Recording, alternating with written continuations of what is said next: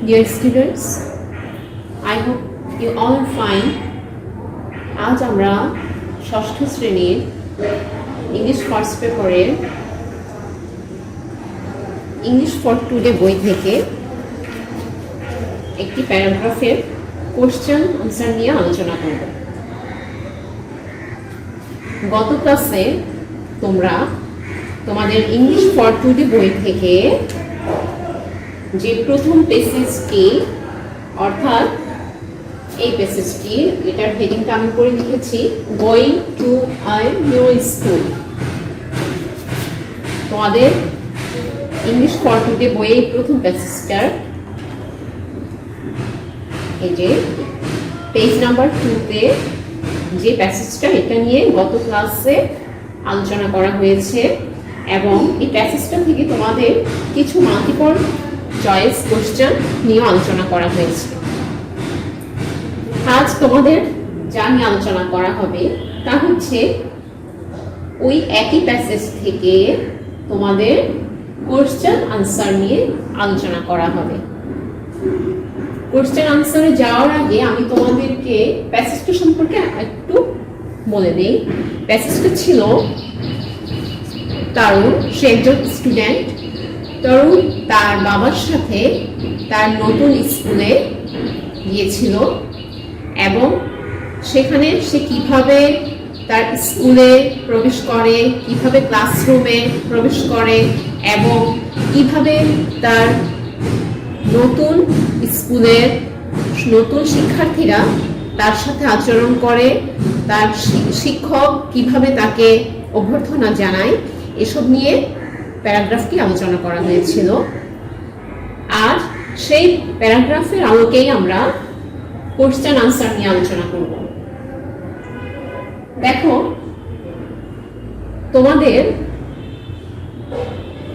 Paragraph থেকে একটি paragraph এবং তা থেকে এমসিকিউ অর্থাৎ মাল্টিপল চয়েস কোশ্চেন এবং কোশ্চেন আনসার এই ধরনের দেখো এখানে A B C D E দিয়ে 5টি কোশ্চেন দেয়া থাকবে। তার থেকে তোমাদের প্যাসেজটি পড়ে এই কোশ্চেনের আনসারগুলো নিজেদের লিখতে হবে। তাহলে চলো আমরা এই কোশ্চেন নিয়ে আলোচনা করি। এখন দেখো, আমি এখানে 2 নম্বর দিয়েছি, কারণ হচ্ছে তোমাদের প্যাসেজ থেকে প্রথম 1 নম্বর কোশ্চেনটি হবে মাল্টিপল চয়েস কোশ্চেন, অর্থাৎ সেখানে তোমাদের ছোট ছোট কিছু প্রশ্নের আনসার দিতে হবে যেগুলোর অপশন দেয়া থাকবে। সেখান থেকে তোমরা কারেক্ট অপশনটি তোমাদের পরীক্ষার খাতায় লিখবে, আর সেটি হবে নাম্বার 1 কোশ্চেন। আর নাম্বার 2 কোশ্চেন হচ্ছে এখানে তোমাদের 5টি প্রশ্ন দেয়া থাকবে। তোমাদের যেটা করতে হবে তা হচ্ছে প্যাসেজটি থেকে তোমরা এই 5টি কোশ্চেনের আনসার নিজের মতো করে খাতায় লিখবে। আচ্ছা, চলো আমরা তাহলে দেখি 5টি কোশ্চেন। নাম্বার এ, প্রথম কোশ্চেনটি হচ্ছে who accompanied Tarun to go to his new school, অর্থাৎ তরুণের নিউ স্কুলে যাওয়ার সময় তার সঙ্গী কে ছিল, অর্থাৎ তরুণ কার সাথে নতুন স্কুলে গিয়েছিল। প্যারাগ্রাফে তোমরা নিশ্চয়ই পড়েছ তরুণ তার বাবার সাথে স্কুলে গিয়েছিল। তোমরা প্যারাগ্রাফটি বইটি উল্টিয়ে যদি আরেকটু দেখো তাহলে সেখানেই পেয়ে যাবে। আমি প্যারাগ্রাফটি নিয়ে এখন আলোচনা করছি না, কারণ গত ক্লাসেই তোমাদের প্যারাগ্রাফটি ভালো করে বুঝিয়ে দেওয়া হয়েছিল এবং সেখান থেকে তোমাদের ছোট ছোট কোশ্চেনগুলো দেওয়া হয়েছিল, অর্থাৎ মাল্টিপল চয়েস কোশ্চেন। তাই আমি সরাসরি আনসার বলছি এখানে, who accompanied Tarun to go to his new school।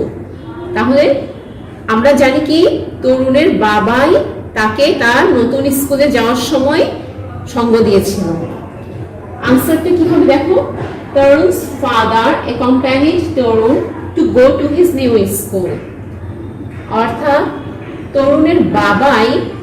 তরুণের বাবা তার নতুন স্কুল যাওয়ার সময় তার সাথে ছিল। নাম্বার বি দেখো, who greeted the students in the new school। নতুন স্কুলে শিক্ষার্থীদেরকে অর্থাৎ ছাত্রছাত্রীদের কে অভ্যর্থনা জানিয়েছিল?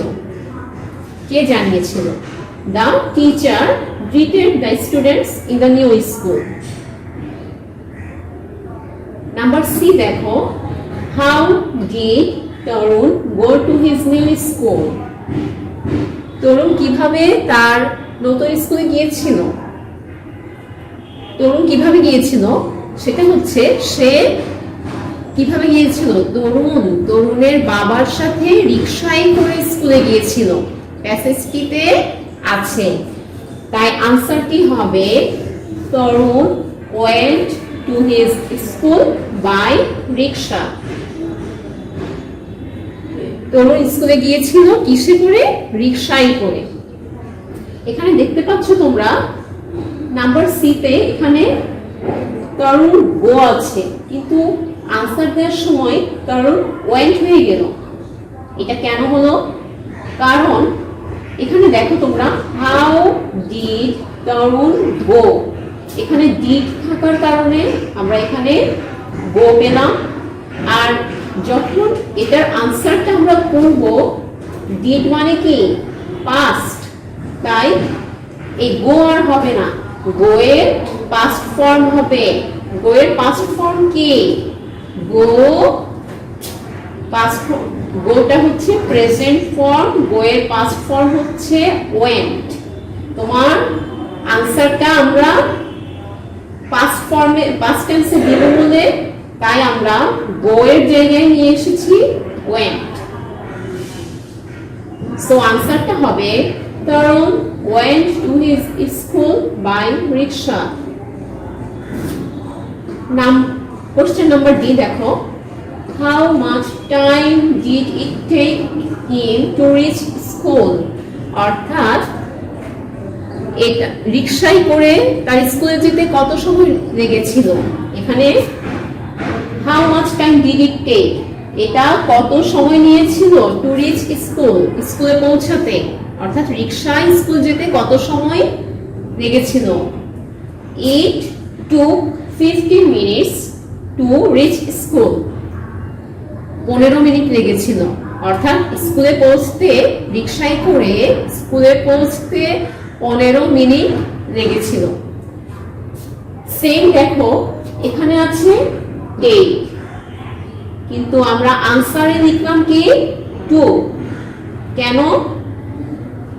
রিজন হচ্ছে অর্থাৎ কারণ হচ্ছে এখানে দেখো how much time did, same দেখো নাম্বার সি এর মতো এখানে ডিড হওয়ার কারণে গোটা ওয়েন্ট হয়ে গেছে। আর ঠিক এখানে ডিড হওয়ার কারণে টেকটাও কি হয়ে গেল? টুক হয়ে গেল। অর্থাৎ টেকের পাস্ট ফর্ম টু। নাম্বার ই দেখো, how did the students of his new school accept him। তার নতুন স্কুলে স্টুডেন্টরা অর্থাৎ শিক্ষার্থীরা কিভাবে তাকে গ্রহণ করেছিল। the আনসারটা হবে দেখো, the students of his new school accepted him warmly। তাকে কি করেছিল স্টুডেন্টরা অর্থাৎ ছাত্রছাত্রীরা উষ্ণভাবে গ্রহণ করেছিল। এখন আমরা দেখো এখানে 5টি কোশ্চেনের আনসার তোমাদের সুবিধার জন্য আমি নিচে দিয়ে দিয়েছি। তোমরা যেটা করবে তা হচ্ছে প্যাসেজটাকে মেইন বইয়ে দেখো 2 নম্বর পেজে গিয়ে ভালো করে আবার পড়বে। পড়ার পরে তোমরা এই আনসারগুলো নিজে থেকেই লেখার চেষ্টা করবে। আর যদি না পারো তখন আবার ক্লাস থেকে এখান থেকে হেল্প নেবে। আই হোপ তোমরা ক্লাসটা ভালো করে বুঝেছো। কি প্র্যাকটিসিং। সবাইকে ধন্যবাদ।